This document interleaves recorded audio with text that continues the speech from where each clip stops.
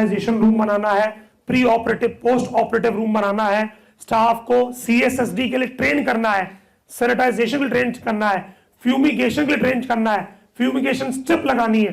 अच्छा, एलोपैथी में कंपैरिजन की बात करें कि कितनी देर में फ्यूमिगेट करना है, कितनी स्ट्रिप लगानी है, हम स्टाफ कहते हैं साहब बड़ा महंगा पड़ता है। सर महंगा कुछ नहीं पड़ता है, आपको ट्रेनिंग देने में महंगा पड़ता है। सीख के तो वो भी आया था, उसको भी किसी ने सिखाया था, आप भी अपने स्टाफ को सिखा दो। अगर आप ट्रेनिंग देना आज शुरू करेंगे तो ये मान लीजिए आज के कुछ महीने बाद आप क्या पाएंगे। अच्छा, कुछ लोग ये मानते हैं कि अगर सर बहुत ट्रेन कर दिया तो भाग जाएगा। मैंने जिसको ट्रेनिंग दी मेरी टीम के अंदर, मैं उसको धक्का मारता हूं कि तू लिख रिजाइन, वो कहता बाकी सब करा लो, रिजाइन नहीं लिखूंगा। यानी जो लोग मेरे साथ 8 साल से काम कर रहे हैं, मैंने भगाया नहीं, वो भाग के गए भी नहीं। उनको कोई 3 गुनी सैलरी भी ऑफर कर दे, वो जॉब छोड़ के नहीं जाते मेरे से। हाँ, कुछ लोग अगर शादियां हो जाए तो वो चले जाते हैं, हाँ जी, नहीं वो भी नहीं जाते, वो वापस आए थे। मैंने क्यों कहा?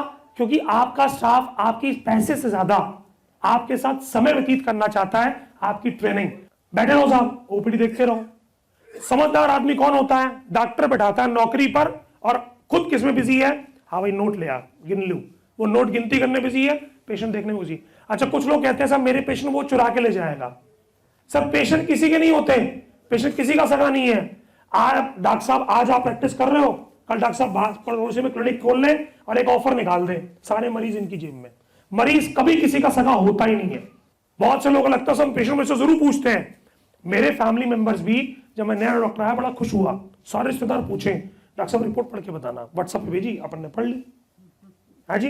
फिर बाद में इलाज पूछो, होती वहां करा लिया। मेरे से क्या रखा था? मैं मुझे मेरे से क्या था? सर ये जानना था कि आपको रिपोर्ट पढ़नी आती कि नहीं आती है। तो नए डॉक्टर थे ना, घर परिवार वाले ये टाइम पास करते हैं। So don't make your time pass. Practically speaking, patient आपकी सर्विसेज अगर दूसरे से बेटर नहीं है तो छोड़ के पक्का भाग जाएगा। अब बात आती पैसे के लिए, डिस्काउंट पे कोई नहीं जाता पेशेंट, आप कितना में डिस्काउंट डाल लो। पेशेंट सिर्फ उसको इस बात से मतलब है मैं पैसा खर्च करने को तैयार हूं, I need the best and the best services. और वो सर्विसेज कौन देगा? आप देंगे? नहीं, आपका स्टाफ देगा। कौन देगा? आप देंगे? बिल्कुल नहीं सर, आपका स्टाफ देगा। आप तो ओपीडी के चैम्बर में बैठे हो अंदर। थेरेपी अगर पंचकर्मा में लिख दी तो थेरेपी करनी किसने है? थेरेपिस्ट ने। आपने तो करनी नहीं है। रिसेप्शन के ऊपर डिसओरिएंटेड रिसेप्शन बैठी हुई है, उसको ये नहीं पता कि मेरे डॉक्टर साहब बाल के अलावा चेहरे का इलाज करते नहीं करते, मेरे यहां क्या सर्विसेज हैं। अगर वो डिसओरिएंटेड है, अगर उसको यही नहीं पता कि टीपीए में क्या क्या पेपर्स की रिक्वायरमेंट है, आपका इमरजेंसी नंबर, यही कंपैरिजन है एक एलोपैथिक सेंटर का और एक आयुर्वेदिक सेंटर का। वो बड़े नहीं है, वो हाईली ऑर्गेनाइज्ड है। इंट्रोडक्शन है 100+ NABH एक्रेडिटेशन हम अब तक करवा चुके हैं। We are the only one. बड़ा फक्र होता है, आयुष के डॉक्टर ने आयुष सेंटरों का 100 से ज्यादा इंपैनलमेंट कराया। Next slide. Now RGHS empanelment, Rajasthan government employ health scheme के अंदर भी आयुर्वेदा का पैनल दिया जा रहा है। और जो लोग राजस्थान के हैं उनको बता दूं कि complete Ayurveda, Panchakarma, Kshar Sutra, infertility, skin treatment, obesity, सबका क्लेम्स रीइंबर्स होता है। 69 लाख लाभार्थी हैं Rajasthan government employ health scheme के अंदर। Next slide. आयुष्मान योजना, ये उसकी कटआउट है जो गवर्नमेंट ने बोला कि जी ऑनलाइन टेलीकॉलिंग मेडिसिन स्टार्ट कर दी है, रजिस्ट्रेशन यूज ECHS इंपैनलमेंट इन आयुर्वेदा। इसको बड़ा करके संध्यांशी नीरो पंचकर्मा का नाम दिखाया जाए जरा एक बार। हम दिखाते हैं ना नाम, ये रहा ना, this one. Sandhyanshi neuro Panchakarma is empanelled with ECHS ex contributory health scheme, यानी आर्मी के पैनल पे पहली बार आयुर्वेदा आया और पहली बार हम भी आए। फर्स्ट टाइम आर्मी को इंपैनलमेंट दिया गया। Once you have NABH accreditation you can apply for ECHS। अच्छा देखो एक बात और, आज में हम as a student learning zone में, यस और नो?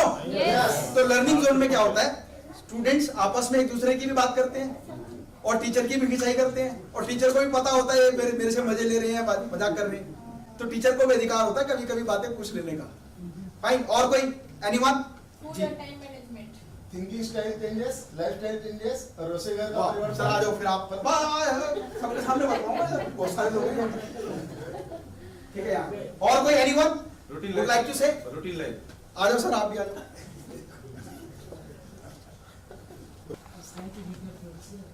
साइंटिफिक अप्रोच किसने कहा? आपने कहा? आइए। अभी देखो, मैंने आपसे कहा था चीजों को जानना, ध्यान से सुनिएगा।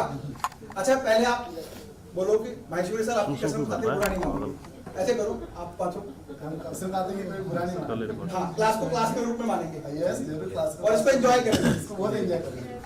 भाई इन सबने कसम खा ली है, बाहर नहीं पकड़ेंगे मेरे को, ठीक है? पक्की बात है ना? हाँ ठीक है। अब देखना, ध्यान से सुनिएगा। मैंने कहा था चीजों की नॉलेज होना और नॉलेज को इंप्लीमेंट करना दोनों अलग बातें हैं। सर आपने क्या बताया था? डाइट मत करना, मेरी बात मान लो, डाइट का प्रूफ आपके सामने है। क्योंकि इनको पता ये करते होंगे, पक्की बात है। चीजों का ज्ञान होना और ज्ञान को इंप्लीमेंट करना दोनों अलग बातें हैं। यस और नो? अरे देखो, अगर मान लो कोई मुझे बोले कोलगेट की ऐड करनी है, मेरे खुद के दांत खराब हो, तो मुझे ऐड में लेंगे? मैं फिर भी ले रहा हूं।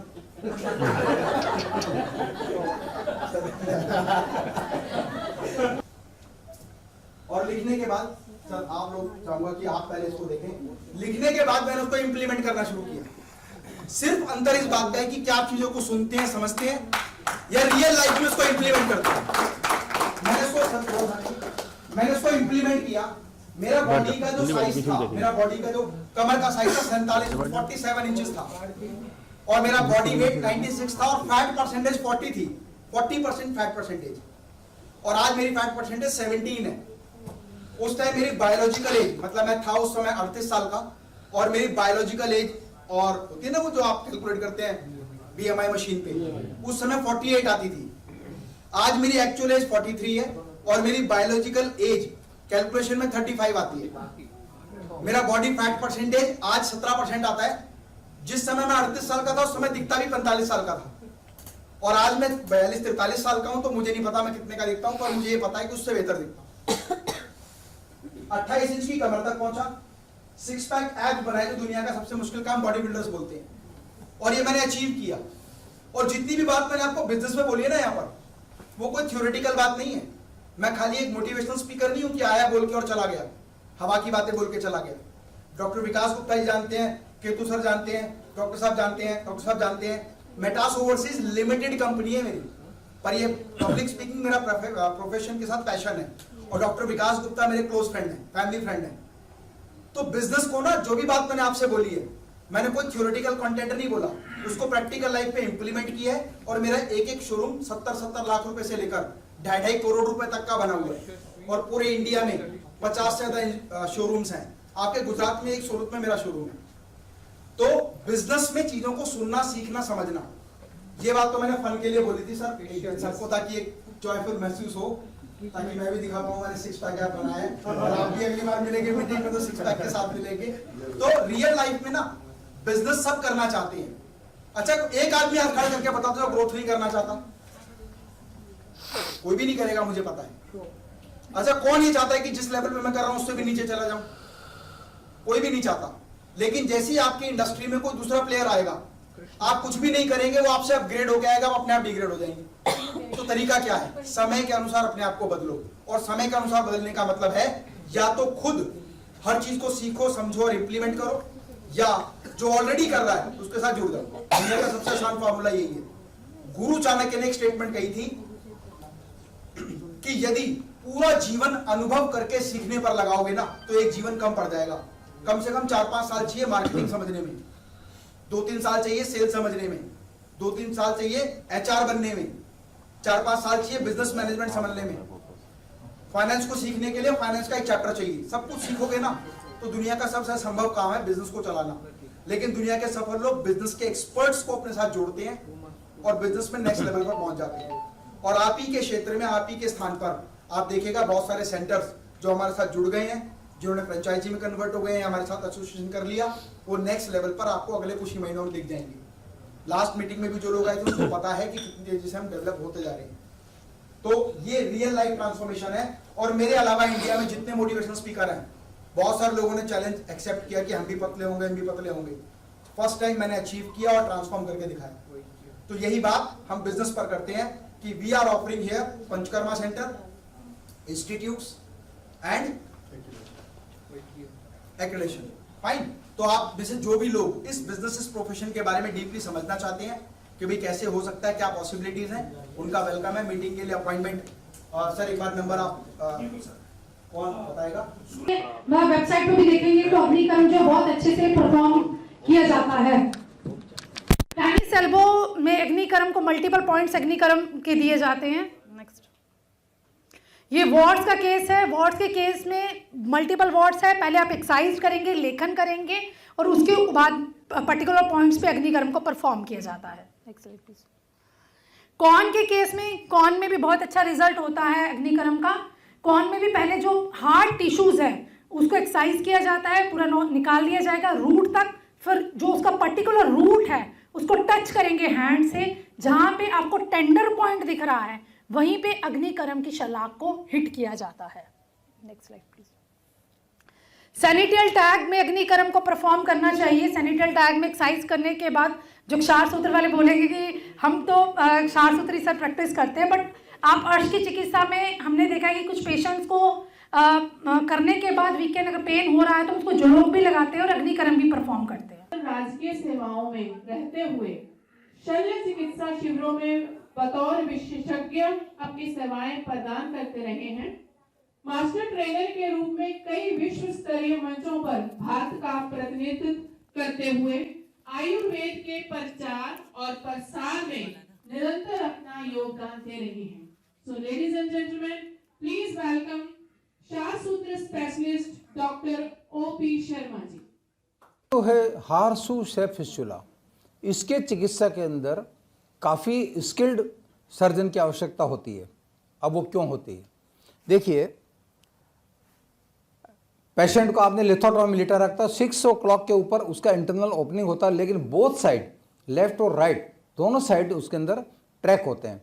आपके पास 90% ऐसे हार्सू शेफ फिस्चुला केस आएंगे जो पहले अपनी सर्जरी करा चुके हैं। आप जब प्रोबिंग करेंगे तो कई बार ऐसी स्थितियां बनती है कि आपका प्रोब टेढ़ा हो जाता है लेकिन अंदर प्रोब नहीं जाता due to fibrosis of track. ऐसी कंडीशन के अंदर हम लोग पहले क्षार सूत्र वहाँ पातन या पूरण करते हैं ताकि वो ट्रैक थोड़ा सा ओपन हो जाए। उसके बाद हम क्षार सूत्र लाइगेशन करते हैं, लेकिन हमको सावधानी जो रखना होती है वो ये कि दोनों ही ट्रैक को एक साथ नहीं काटना है। मतलब दोनों साइड में क्षार सूत्रों को एक साथ टाइट नहीं करना है। एक साइड को ढीला रखना है सिर्फ ड्रेनेज के लिए, एक साइड में हमको टाइट करना है कटिंग और हीलिंग के लिए। अब पूछिए कि ऐसा क्यों? यदि दो जगह आपकी स्फिंक्टर कट गई तो वही प्रॉब्लम आएगी, loss of function, controlling patient का डिफिकेशन पे खत्म हो जाएगा। और यह ड्रॉबैक सर्जरी का आधुनिक का यही है